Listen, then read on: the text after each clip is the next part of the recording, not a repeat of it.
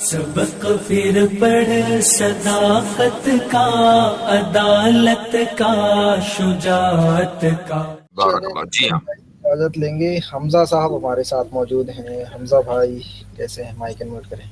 अच्छा, अब आगे जो है अगर तरतीब देख लें, हमजा है, मोहम्मद फरहान है, सैयद है और फनी 8 बीपी। बस जी। अस्सलाम वालेकुम वरहमतुल्लाह मुफ्ती साहब। वालेकुम अस्सलाम वरहमतुल्लाह। जो मुफ्ती साहब कोई सवाल तो नहीं है मेरा, बस खाली एक रिक्वेस्ट थी कि जैसे आप अभी यहाँ हमारे यहाँ गुजरात आए थे तो एक पोस्ट डाल देते तो हम आपसे मुलाकात कर सकते। इसीलिए तो नहीं डाली। अच्छा खैर, इंशाल्लाह अगली मर्तबा कभी ना कभी मुलाकात होगी। कहाँ रहते हैं आप? बड़ौदा। बड़ौदा में? हाँ, तो बड़ौदा तो आए थे हम। बड़ौदा में आए थे। वो कौन सा मदरसा नाम से निकल गया? यही तो तानंजा। हाँ पोस्ट नहीं लगाई। अच्छा जी जी। असल में देखें मेरे भाई हमजा साहब, अगर मैं पोस्ट लगा देता ना तो जो मुंतजिमीन है उनका इंतजाम मुतासिर हो जाता। मसलन बड़ौदा में जो प्रोग्राम था वो सिर्फ उलमा का था।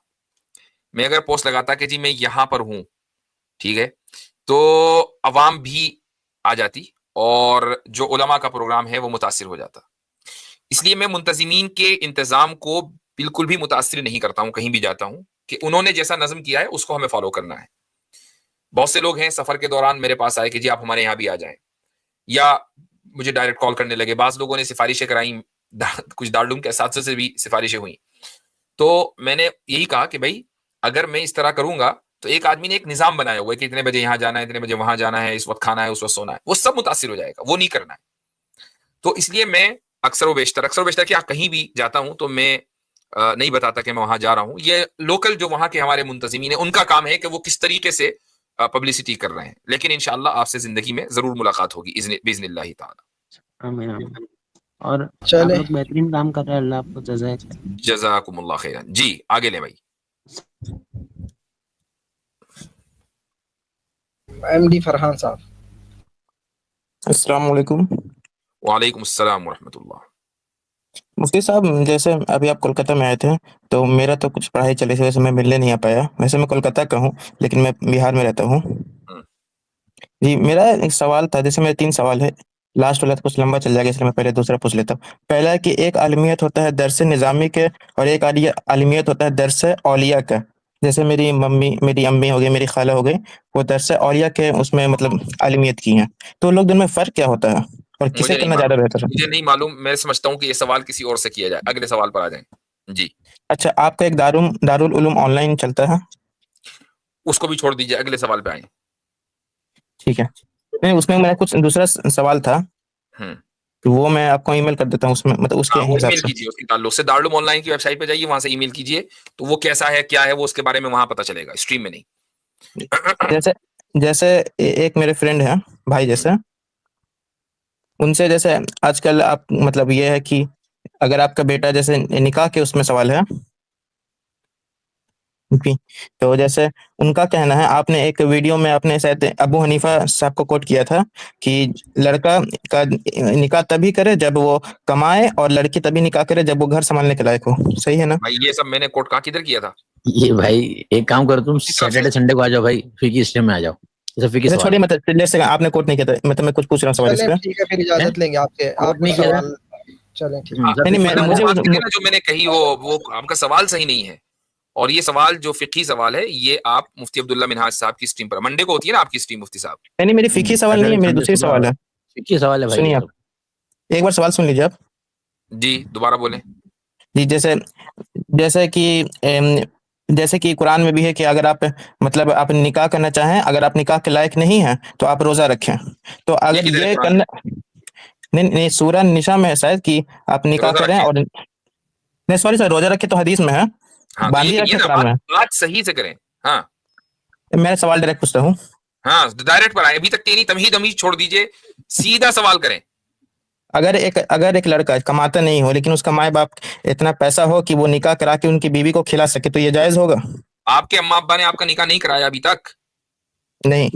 हाँ, तो ये बात है ना। असल बात ये है,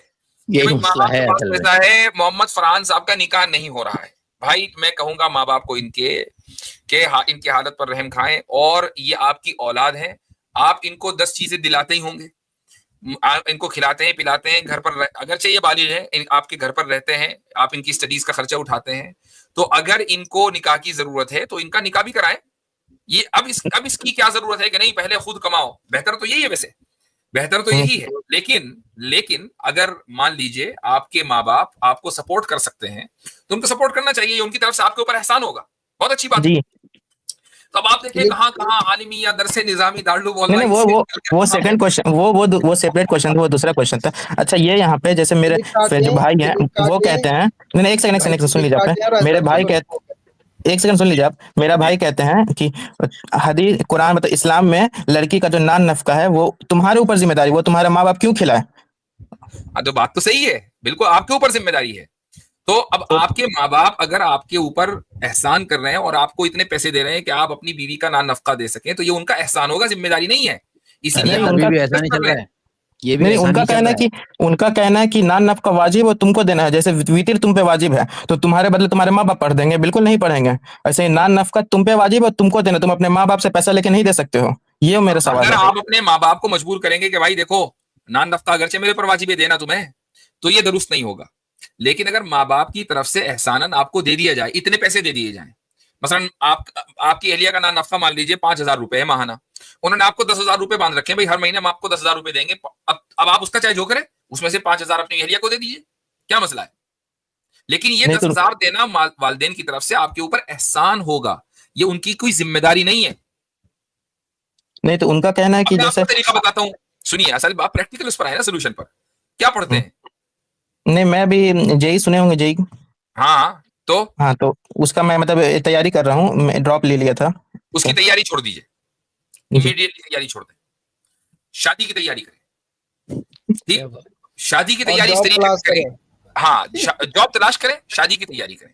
जेई वेई में आपकी जे नहीं होगी, ठीक है? जे किसमें होगी? आप अपने वालिदैन को अल्टीमेटम दे देंगे, भाई जेई वेई हमने छोड़ दिया, अब हम शादी की तैयारी कर रहे हैं, आप लड़की नहीं ढूंढ रहे 1 महीने में हम खुद ढूंढ लेंगे, उसके बाद शादी कीजिए, मुलाजमत पहले से, और आपको मुलाजमत मिल जाएगी इंशाल्लाह, ठीक है? उसके बाद अपनी जितनी आपकी चादर है उतना पैर फैलाएं, उस एतबार से लड़की लेकर आए।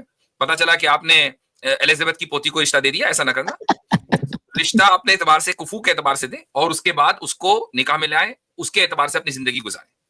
अच्छा ऐसा कभी मतलब सहाबा के टाइम या रसूल के टाइम में हुआ है कि कोई बाप अपने बेटे को ऐसा ही होता था, सहाबा में कोई भी जेई की तैयारी नहीं करता था। जेई नहीं, लड़का कमाता नहीं हो, अपने बाप पे डिपेंड हो, बाप अपने खर्चे पे उसका शादी करवाया, परिवार अपने खर्चे पे निकाह करवाया, ऐसा कभी हुआ?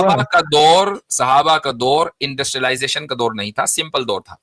लड़का बालिग होता था तो बालिग होते हुए वो स्किल सीखता था, जिंदा रहने का हुनर सीखता था, और स्किल सीखने के लिए कोई यूनिवर्सिटी नहीं थी, कोई कॉलेज नहीं था, वो स्किल्स आप जिंदा रहने के बहुत आसानी के साथ चंद महीनों में सीख सकते थे, और वालिदैन की जिम्मेदारी होती थी कि भाई लड़का आप लायक हो गया है, इसकी शादी करो। वो ये किस यूनिवर्सिटी से फारिग होगा उसका इंतजार नहीं करते थे, सिंपल। नहीं मेरा मतलब फाइनेंशियली इंडिपेंडेंट का बात था, फाइनेंशियली इंडिपेंडेंट नहीं हो लड़का। अब हजरत अली को देख लीजिए, हजरत अली रजी अल्लाह अन्हु के को आप सल्लल्लाहु अलैहि वसल्लम ने कहा कि भाई रुखसती जब होगी, जब कम से कम इतना तो हो कि तुम मेहर दे सको। तो कौन सा हजरत अली के पास महलात थे? मेहर का इंतजाम भी बड़ी मुश्किल से किया था, कुछ ऊंट का इंतजाम किया, वो उधर हजरत हमजा ने ऊंटों को पार लगा दिया, वो पूरा वाकया मशहूर है। मतलब कि फाइनेंशियल इंडिपेंडेंट नहीं हो तो भी मतलब वो हजरत, मुझे अब समझ में आ रहा है कि इन्होंने आपकी नहीं मुफ्ती तारिक मसूद साहब की वीडियो सुन ली होगी शुरू में। नहीं मैंने नहीं देखा था, वो उन्होंने कोट किया था, तो मतलब मैंने बोला। देखें आपका मसला पता क्या है? आपका मसला ये है कि आपको वालिदैन ने कह रखा है भाई तुम्हें इतना कमाना है, तो आप वालिदैन की वजह से मजबूर हैं कि इतना कमाना है, और अपने नफ्स की वजह से मजबूर है कि यार शादी भी नहीं हो रही, शादी भी करनी है। ये दो चीजें हैं। तो नहीं मेरी माँ मेरी वालिदैन तैयार हैं शादी करने के लिए। तो फिर प्रॉब्लम देखिए, प्रॉब्लम ये है कि उन्होंने देखिए प्रॉब्लम ये है ना कि उन्होंने डरा दिया मुझे, जैसे कि देखिए बताया गया कि आदमी पे फर्ज, वाजिब, सुन्नत और हराम, शादी मकरू और हराम है। तो मकरू का में है कि अगर आपको डर हो कि अगर आप उसका मतलब पूरा नहीं कर सकते हैं तो अब आपकी शादी मकरू है। भाई अगर आपको क्या आपको डर है? नहीं मतलब मैं खुद फाइनेंशियल इंडिपेंडेंट नहीं ना हूं, तो मतलब अपने पे डिपेंड हूं। ये जो स्टैंडर्ड हमने बना लिया ना फाइनेंशियल इंडिपेंडेंस का, मतलब ये है कि मैं कॉर्पोरेट में जाकर जॉब करूं। ये किसने कह दिया आप? देखिए इसको कहते हैं फाइनेंशियल इंडिपेंडेंस। आसिम इफ्तिकार भाई आए हैं। आसिम भाई किधर है? अस्सलाम वालेकुम। जी हमें तो जी, दिख नहीं रहा। वालेकुम अस्सलाम अस्सलाम। वालेकुम अस्सलाम, कैसे हैं सब? खैरियत से? वालेकुम सलाम रहमतुल्लाह, क्या हाल चाल है आसिम भाई? जी अल्लाह का फजल, बेहतर हूँ। आप ठीक है? आप देखें, आप माशाल्लाह बड़े एक्सपर्ट हैं, तो जरा आपकी ओपिनियन पता चल जाए इनकी शादी के ताल्लुक से। फरहान भाई शादी करना चाह रहे हैं? शादी करना जी चाह रहे हैं, फाइनेंशियली स्टेबल नहीं है, और फाइनेंशियल स्टेबल होंगे जब ये कॉर्पोरेट में जॉब करेंगे। अब मैं अभी 6 महीने पहले कॉर्पोरेट जॉब छोड़ के आया हूँ मैं। जी, और आपने तो हमसे मुबारकबाद ली है कि मुबारकबाद दे मुझे, मैंने कॉर्पोरेट जॉब छोड़ दी। जी तो फाइनेंशियल इंडिपेंडेंट, हाँ बोलिए। हाँ, तो मेरे भाई फाइनेंशियल इंडिपेंडेंस की जो डेफिनेशन है ना, उसको सही करें। उसके लिए कथन कोई जरूरी नहीं है कि आप कॉर्पोरेट कल्चर का हिस्सा रहें, उसके लिए आप बड़ी बड़ी डिग्रियां लें।